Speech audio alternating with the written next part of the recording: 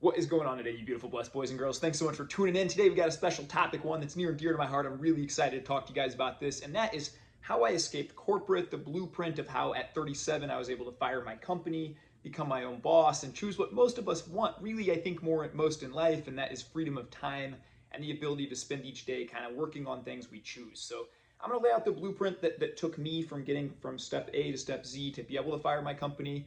Talk to you, maybe that's not even your goal. If you just love your corporate job, that's awesome, that's amazing. But how you can build side income and streams of income, maybe save a little bit more, invest a little bit more wisely, and maybe even just cut that off. You know, the average worker today will work till they're 65. Life expectancy is 78. Doesn't seem like a great deal. You're also trading 5 days a week for two. There's got to be a better way to live. I remember telling my wife this very early on. And so today I want to lay out that blueprint for you guys and move through that together. Before we hop into it today, I have a couple of quick announcements, guys. Number one, I'm putting out content here every single week, multiple pieces. Every Friday, we put out a Ty Rompers No Limit podcast, some fantastic guests on there, and then we're putting out pieces of content every Tuesday as well. So be sure to check back for those. Hit the subscribe button. It really helps out the channel. If you don't mind liking the video, I'll even make you guys a deal here real quick. On 3, let's go ahead and like the video. I will give you guys 13 panda bears if you do so. 1, 2, 3. Hit that like button, baby, and as promised, there's 13 adorable pandas, baby. I appreciate you guys so much. Despite the goofiness and kind of some of the silliness to today's video, I think it is a pretty serious thing. I think, we see a lot of people today working jobs they don't necessarily love or feel passionate about. I was definitely there. I managed the largest bank in the United States for about 6.5 years, and truly it just wasn't my calling. It wasn't my passion. Now, there was things about the job that I definitely liked. I got to learn from, and I'm grateful for looking back. But I always knew that wasn't going to be where, I wasn't going to work till I was 65. And so how do you transition and how do you get out of that is what I want to talk about today.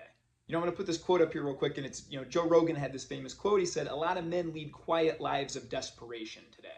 And when he went on to talk about that, he made a lot of points saying, you know what, we wake up, we sit in a car and we're stuck in traffic on the way to the office. We sit at a desk and we stare at a screen about things we're really not passionate about. We sit in the car and drive on the way home to the office, then we sit in front of a TV and kind of mindlessly zone out. And we need a purpose, we need a mission, we need things that make us feel alive, that we want to jump out of bed every day. And so if you're stuck in some kind of corporate job or office, I would say, step one that you got to do, and it's a must, is get out a notebook, start to get some of these things on paper. I always say that a plan that's not on paper is simply a daydream. So you got to get really intentional about this. You got to shift your whole mindset around on money and what it does. Before I really got intentional about this, to me, money was just a tool that bought stuff. It bought fancy cars, it bought watches, it bought designer clothes, it bought some of this stuff. And once I started to shift my perspective around, I started journaling about what I really wanted money to do for me. It was to buy me time. So I really made an intentional shift that, does my happiness really get that affected by the car that I drive day in and day out? I would see colleagues routinely, they bought a brand new Tesla and everybody's congratulating them. And now I look back at that and I think the boss was the first one congratulating him because these are golden handcuffs. Now he knows this guy's got a $900 a month car payment. There's no way this guy's leaving for a long time. So you got to shift your whole mindset around that. And I think that starts by journaling out a plan.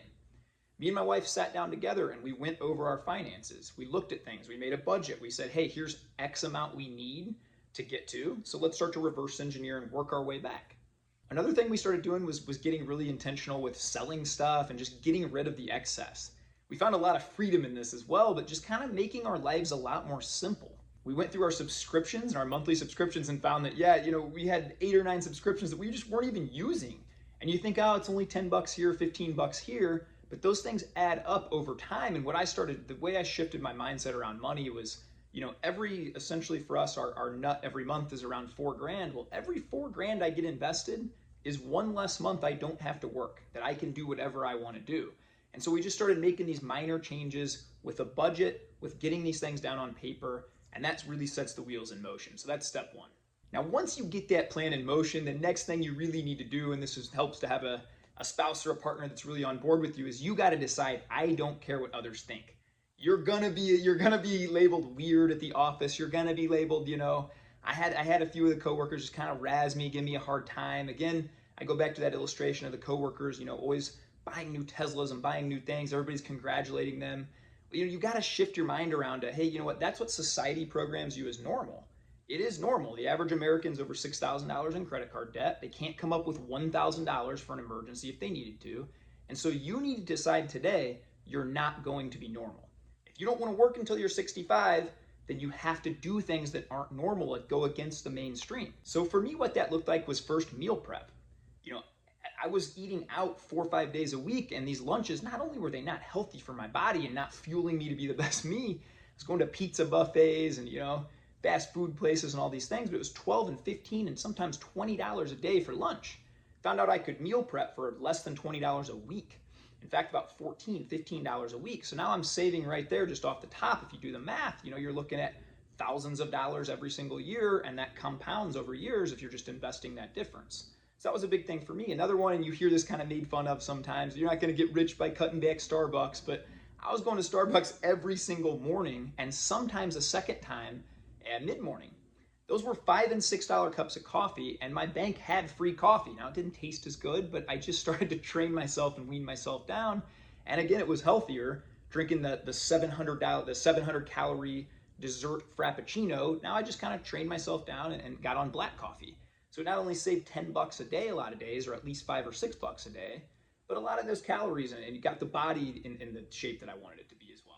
I go back to what society tells you is normal, and no one will bat an eye if at 18 years old you take out a $100,000 student loan and you say, I don't really know what I'm going to do, but I'm just going to go study this thing, or I don't really know. Nobody will bat an eye. That's normal. You're strapped with $100,000 in debt, and we see the student debt crisis now, and all these people in their 30s, 40s that having a hard time paying this back, but nobody bats an eye when everybody says, I'm going to college, I'm going to take out $100K in loans. Nobody thinks that's unreasonable. Society says that's normal. Again, you've got to unlearn a lot of these things that society programs you as normal. We've heard that faster, shinier, more expensive is going to make you happier, and you just have to ask yourself some of these questions. Are they really making me happier? If we have a $4,000 dining room table, or a dining room table that we might have found on Facebook Marketplace for $200, does it really affect my happiness day to day? Or is my happiness day to day affected by how much time I get to spend with my friends and family? How much time I have to sit in my car, or be in meetings I don't want to be in, or work on things I don't want to work on? So you got to really unlearn a lot of these things and then just decide I'm not going to be normal. Here's a picture of me in our break room at work, and I routinely on break would go in and do push-ups. I'd walk laps around the building. Once I kind of got in my mind, here's where I'm going. I'm getting out of corporate. Well, how am I going to do that? I'm going to change my body. I'm going to change my mind, and I'm really going to change myself. Well, it was not normal. In the break room, everybody else went in there to play on their phone, horse around, eat a bunch of terrible food, and I just decided I'm not going to be normal. There's a funny story of, I used to go run wind sprints on my lunch break, and when I was managing one of the wealthiest banks here in town in Nevada, I was walking back through, and I was drenched in sweat from running. I was shirtless and shoeless because that's how I work out. And one of my richest clients came up and tried to give me $5 because she thought I was homeless walking through the parking lot. And I said, hey, Miss Jones, this is Tyler. It's me. I run this bank, I'm sure some people thought that was weird, but to me, I had such a vision in my head of I'm going to do whatever it takes to get out of that. I didn't care what people thought of me. And so I think step 2 is you got to have that vision in your head. It doesn't matter if other people say it. Doesn't matter if anybody else sees it, so long as you see it and you have that vision. I mentioned before that nobody will bat an eye if you spend $100,000 or $25,000 in college to go do those things. But you tell that same group, man, I'm going to spend $5,000 to try and start my own business. I'm going to spend a couple $1,000s to hire mentors and coaches to help me get there. That same group will tell you you're foolish. Oh, that's a scam. Can you get your money back? You're programmed from an early age to take the safe route. Everybody will advise that. And I was tried to talk out of this many times by family and friends, and I knew they came from a great place. But if you have that vision on your heart and you know where you can get, don't let anybody talk you out of it. Number 3, and this is a big one, you got to create more than you consume. Now, what do I mean by that? Well, before I was just a mindless consumer. I'd come home from work, I would consume social media, I would consume Netflix, consume HBO Go, watch Game of Thrones all the way through twice, but while claiming I didn't have time to write or start my own business. I think it's a pretty common thing. I'd watch 25 hours of sports every single week, again, claiming I didn't have time to go to the gym or do all these things that I wanted to do. So you got to understand you need to be a creator. Now, that doesn't need to look the same for everybody. For me, I love creating content. I love putting pieces out. I love, being on social media. I'm a very extroverted guy that gets that out for me. Maybe for you, it's a different passion. Maybe you love making furniture. Maybe you love restoring furniture. Maybe you love fixing cars. Whatever that passion is for you, you got to decide I'm going to create and I'm going to put things out into the world. This is how you're going to create these side income streams. And to be honest, it's never been easier to do this today. anything you're passionate about, there is a way to monetize it. One of my best buddies played scratch off tickets for a while. He has built a YouTube channel, shout out to Andrew, that has 80,000 subscribers, and he literally makes $10,000 plus a month because he's a friendly guy and he scratches off tickets and he just has this big production of it. If he can make 10K a month scratching lottery tickets, you can make money too doing anything you're passionate about today. So chase those dreams. You also need to know going in that if you want to live like no one else is tomorrow in the future and retire young and get out of that corporate grind, you got to live like nobody else is willing to live today. So you got to make those sacrifices. I loved playing golf. I had a golf swing coach, new clubs, all this fancy stuff. I got golfing with buddies for a long time in my life. And I made a decision that, hey, once we had our daughter and I decided I'm going to escape corporate, I want to be home with my kids more, I sold the clubs. And I just decided, you know what, when I go golfing, it costs 60, 80 bucks. The clubs cost money. It costs more than that. It costs my time. It's 3.5, 4 hours to go golfing. And so that's just one thing during this season of life I'm going to give up to get to where I want to go. So you just got to ask yourself these questions. Hey, everything I'm doing, and do I need to leverage every moment to get to where I want to go? The fourth thing after you decide to start creating is you really, really need to have the mindset of how can I add value and help people? Now, this is counterintuitive to, well, am I just going to help people? How am I going to make money from it? But what I've really seen is when you can add value, provide value to people, and just put it out there for free, well, guess what? Now they want your next product, your next product, your next thing. I've written a few books and some low-hanging fruit, but really what I started doing was just coaching people for free around me. The part of my job that I loved the most when I was managing a bank was developing people and watching people become a part-time teller making 11 bucks an hour and move up to banker making 60K a year and enjoying their job and getting promotions and getting better. I loved that aspect of it. So for me, it was a natural fit to just be a coach and start to coach my friends around health and habits and the things that I'm really interested in, things that I'm learning about and growing all the time. So you got to ask yourself, what are you really passionate about? What can you teach others, or what can you help others, or what are you creating again that you can provide that value to others? Because that's where your income streams are going to come from. You can get creative here too. My wife and I joked that I think last month we had 14 different little streams of income. Now, some of these are very tiny, but again, it's 14 different streams of income. I have coaching, group coaching, social media growth. My wife at one point was teaching English to Chinese kids. We have flipped furniture. We've even flipped avocado plants at one point in our life. We were eating a lot of avocados and we started planting them and reselling them as they grew. You can get creative with this stuff. And just once you, again, change your mindset around money to it's buying freedom, you can really look for all these little avenues that are really everywhere around you and just start to buy your time back. The last thing I want to say is don't slack at your 9 to 5. Even as I knew the last few years that I wasn't going to be in banking for a long time, I still got promoted 3 or 4 times those last few years.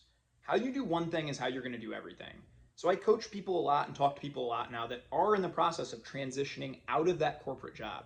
And I always warn them against don't slack. Don't go in and just do a half-butt job and just kind of get by, because how you do one thing is how you do everything. And so keep going. There's still lessons that you can learn in that job. Again, looking back, banking was not my passion, but I'm super grateful for my time there because it taught me a lot of lessons that I needed to learn. So wherever you're at today, I challenge you, you can always control your attitude and your effort. Go in every day and just be excellent. Set a high standard for yourself. That will carry over to what you're going to do next, and you'll learn those lessons you need to learn now. The last part of this equation is, look, as I did get promoted and as I went from making, 11 bucks an hour as a teller to a couple years later running a whole branch and doing pretty well, our lifestyle never went up. And that is the trap that I think a lot of people fall into. If you do create these extra streams of income, guess what? You can't just upgrade your car, upgrade your wardrobe, anything. Then you're never going anywhere. You're hustling backwards. So you got to decide with your partner, decide with yourself, whoever you're with, that, hey, you know what? We're going to keep this same cost of living. And as our income goes up, again, that just buys what you ultimately want, what everybody wants. And that's freedom of time to work on and do things that you choose. It's my hope that everybody one day can work on things they're passionate about all day, that they'll wake up and want to spring out of bed to just attack the things that they're passionate about. I think we see a lot of anxiety and a lot of depression today because people are waking up and not working on things and pursuing a mission that really fulfills them. They're going to an office and getting yelled at by a boss to hit certain metrics that they don't really even care about. So it's my goal that everybody who wants to, and again, if you're working a corporate job that you love, then this one's not for you. But if you're at a spot where you say, I think I was created to do something else, to write the book, to coach people, to flip the furniture, to fix cars, to do whatever that is, then don't delay your dreams one more day. I urge you to start today. Get out a pen and paper. get some things down. Start to talk to people about it. Start to network. Shoot me a message. I'm happy to help you any way I can. I really think how we change the world is we always start within. We become the best versions of ourselves. We're filled up. And then every day we can go attack our purpose and our mission and pour into other people. So I hope you can get there today too. Any comments or anything below, man, fire them. I'm happy to answer any questions you guys have. You go have the greatest day of your life. Bless up. Be kind to everybody, especially yourself. Let's go change the world, baby.